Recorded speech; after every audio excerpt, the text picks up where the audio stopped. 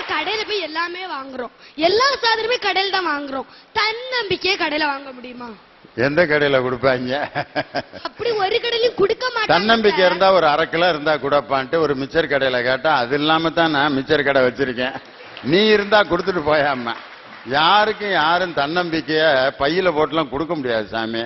தன்னம்பிக்கை தன்னம்பிக்கை தன்னம்பிக்கைன்னு சொல்லும் போது என்னோட கதை தான் யார் ஞாபகத்துக்கு வருது. நாங்க குமாரபுரம் பேரூராட்சியில பூங்காபுரம் என்ற சிற்றூர்ல தான் வாழ்ந்துட்டு வரோம். அப்பா சாதாரண சைல்டர், அம்மா ஹவுஸ் ஒய்ஃப், எனக்கு ஒரு அக்காளும் உண்டு. எங்க அப்பா என்னையும் எங்க அக்காளையும் படிக்க வைக்கிறதுக்கு கஷ்டப்பட்டு இருந்தாரு. எங்க அப்பா என்ன எங்க அக்காளை ஸ்கூல்ல சேர்க்க போகும்போது எல்லாரும் சொன்னாங்க, டே இப்பதான் இங்கிலீஷ் மீடியம் வந்தாச்சுல, இங்கிலீஷ் மீடியத்துல சேரு. பாதி பேர் சொன்னாங்க, இங்கிலீஷ் மீடியத்துல சேரு, இங்கிலீஷ் மீடியத்துல சேரு, இங்கிலீஷ் மீடியத்துல சேரு. எந்த பக்கம் போண்டான் இங்கிலீஷ் மீடியத்துல சேரு. ஆனா எங்க அப்பா தன்னம்பிக்கையோட எங்களை தமிழ் மீடியத்துல தான் சேர்த்தாங்க. அந்த ஒரு நிமிஷம் எங்க அப்பா என்கிட்ட என்ன தெரியுமா சொன்னாங்க? அந்த ஒரு நிமிஷத்துல, நீங்க தமிழ் மீடியத்துல சேர்ந்துட்டீங்களேன்னு ஒரு நாளும் கவலைப்படக்கூடாது.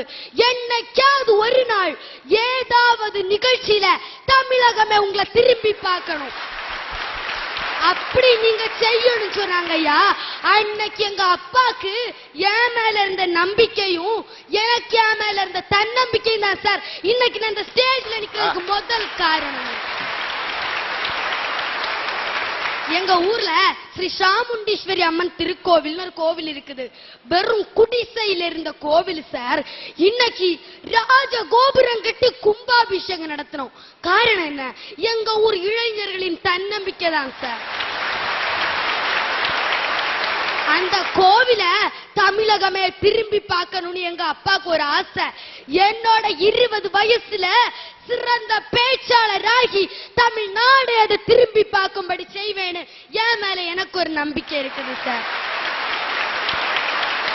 நடுவர்களே, நீங்க தப்பா நினைக்காதீங்க, எனக்கு இப்ப வெறும் 12 வயசு தான், வெறும் 12 வயசு. இன்னும் உங்களுக்கு நான் 8 வருஷம் தான் நடுவர் அவர்களே டைம் தருவேன். என்னோட 20 வயசுல நீங்க இருக்க அந்த ஸ்டேஜ்ல நான் இருப்பேன் சார்.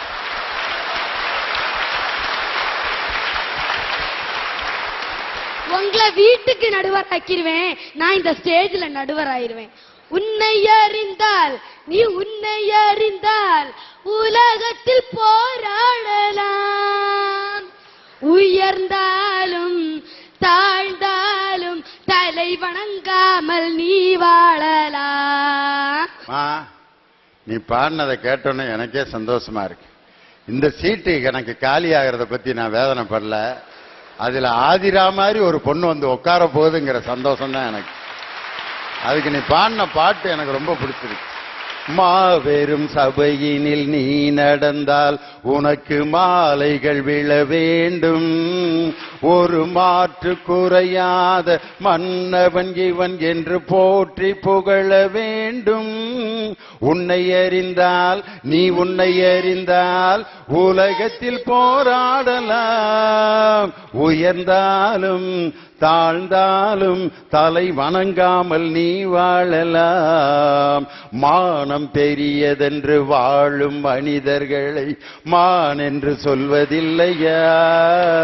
என்ன அழகான ஒரு பாட்டை எனக்காக நீ பாடின மாதிரி இருந்துச்சு.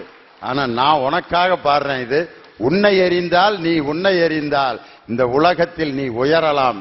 ஆதிரா, இன்னைக்கு இது ஒரு நல்ல ஒரு டேர்னிங் பாயிண்டான நிகழ்ச்சி. 2023 நீ இந்த இடத்துல நடுவராய் வர்ற இடத்துல கண்டிப்பா நான் தான் உனக்கு வாழ்த்துறை வழங்கி இந்த சீட்ல உன்னை உட்கார வைப்பேன். உன்னுடைய தன்னம்பிக்கை உன்னை இந்த இடத்துக்கு கொண்டு வரும். இப்ப ஒரு குழந்தை பிறக்குது, அந்த குழந்தைக்கு உயிருக்குள்ளேயே சேர்ந்து பிறக்கக்கூடியதான் யா தன்னம்பிக்கை. இல்லாம அந்த அண்ணன் சொன்ன மாதிரி பிறந்த உடனே அம்மா அம்மா அந்த பிள்ளை கூப்பிட தொடங்கிருமா ஐயா? அதுக்கேத்த வயசு வரணும்யா. அதுக்கேத்த அதாவது ஒரு 3 வயசுன்னு அதிகமா இல்லையா, ஒரு வயசு 2 வயசு வரணும்யா. அந்த அண்ணன் சொன்ன மாதிரி ஒரு 5 மாசம் கழிஞ்சு மா மா அப்படின்னு சொல்லி வந்துடாதியா. உயிருக்குடைய சேர்ந்து பிறப்பதுதான் யா தன்னம்பிக்கை. உறவுகளால் கிடைப்பதுதான் ஐயா விடாமுயற்சியும் பெரியவங்களோட ஆறுதலும். ஐயா இன்னைக்கும் உறுதியா சொல்லுவேன், தமிழ்நாட்டுல தன்னம்பிக்கையோட சிகரத்தை தொட்டாருன்னு அவர் ஒரே ஒரு ஆளுதான், வேற யாருமே இல்ல. நானே சொல்றேன், என் அன்பு தாத்தா. தமிழர்களே தமிழர்களே நீங்கள் என்னை கடலில் தூக்கி போட்டாலும் நான் கட்டுமரமாக தான் மிதப்பேன். அதில் ஏறி நீங்கள் பயணம் செய்யலாம், கவிழ்ந்து விட மாட்டேன். வாழ்க தமிழ், வளர்க தமிழ் மக்கள். பாப்பா எங்க இருந்துப்பா பேசின அந்த